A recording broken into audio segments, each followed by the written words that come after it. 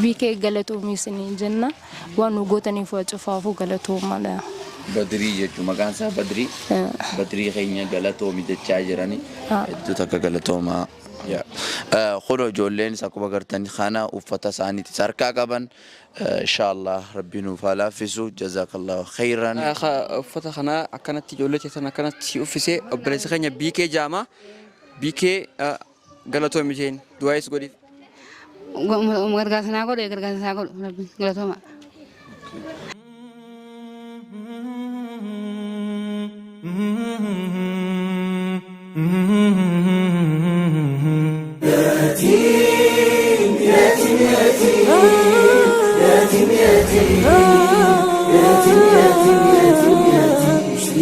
تاجرون خوالف رحمة ركتا يا تمام خنقر لفتو انكابوهن دانو برجينا لبتو قرأت جابتي نالي بيران خوتو مسلم تاجرون خوالف رحمة ركتا يا تمام خنقر لفتو انكابوهن دانو برجينا لبتو قرأت جابتي نالي بيران خوتو يا نما مسلمة ربي خيسو دادو وربي سيبخ يتيمة تهدو يتما أولا في فيرات سيادتو نجدتير في دا الرجل كدو يتيم ما أنتوني قصاصا يميتي وان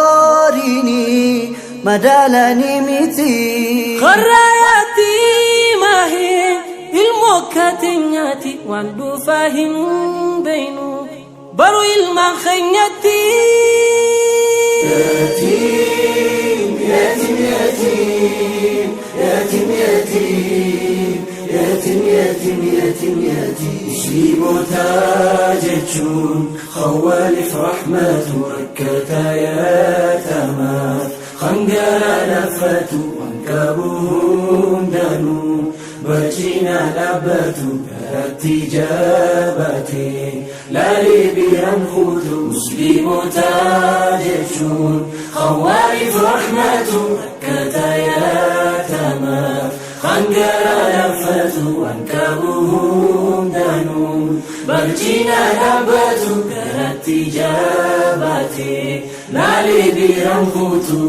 يا هدا الماني يا أبا الماني المن يتمادى سبران بلويني ونيتنداباني يا كل ديماني تنظري خاليكا ربي من جتاني نمنيتي مساء قرقاري ركتا خانتني قلته يسيني في رحمته أكنا جان جودان وسل دبتا إرتها بوسو ناقا في رحمته مسلم تاجتشون خوالف رحمته ركتا يا تمام خنقر لف Ashama harka fuunee hordoftoota fi jaalatamtoota akkuma kana dura hojii gaarii raawwachaa jirrutti magaalaa Harar keessatti argamnu guyyaarraan tana Kombolcha akkasumattis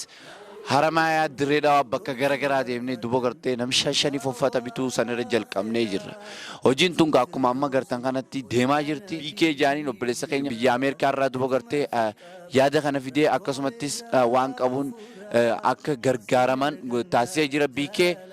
Arrantana magaalaa Harar keessatti argamna magaalaa Harar keessatti namoota shaniif jalaa gubbaa shaagoonee uffata binnee jirra. Next bakka biraatis deemnee kan goonu ta'a. Warri nu hordofaa jirtan marti keessanuu sagantaa kana warri daawwachaa jirtan hundi keessanuu gamanumaan viidiyoo kana share walii godhaa walii daddabarsaa. Akkasumattis wanni kun dhaamsa duba gartee dhaamsa barbaachisaa waan ta'eef namuugaa rakkataa fi ollaa fi akkuma uti godhaa jiru kanatti rakkataa fi yaadachuun isinirratti dirqama iida kanaan sababeeffachuudhaan aanaa garagaraa deemnee duba gartee uffata bitee jirra Kombolcha deemnee bakka garagaraa deemnee ganaa bakka biraatis ni deemna gamanumaan kaa warri uffata kana harkate akka galatoonfatan gaafannaani gama isaanii achi deemna. Nama danuu gootaniif galatoomaa isiniin jaa isin hundaafuu du'aayin godhuun barbaada waan nu gootaniif galatoomaa isiniin jaa.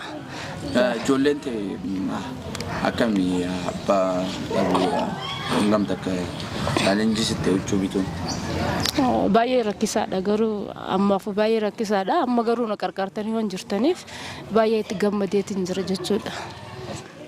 Ye'ummaa akkanumaan dhufnee ijoollee ta'eetiif uffata sii bituu barbaanne jennee yeroo sii binnu hangam takka gammadde?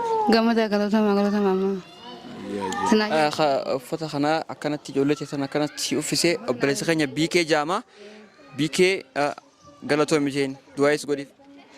Gargaarsa godhe galatooma. Biikee galatoomi isiniin jenna waan nu gootaniif waa cufaafuu galatoomaadha. Badrii jechuun maqaan isaa Badrii.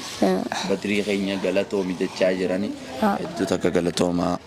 Kholo ijoolleen akkuma gartanii kana uffata isaaniitis harkaa qaban inshallah rabbiin nuuf haa laaffisu jazakallahu khairan nageet nu tura.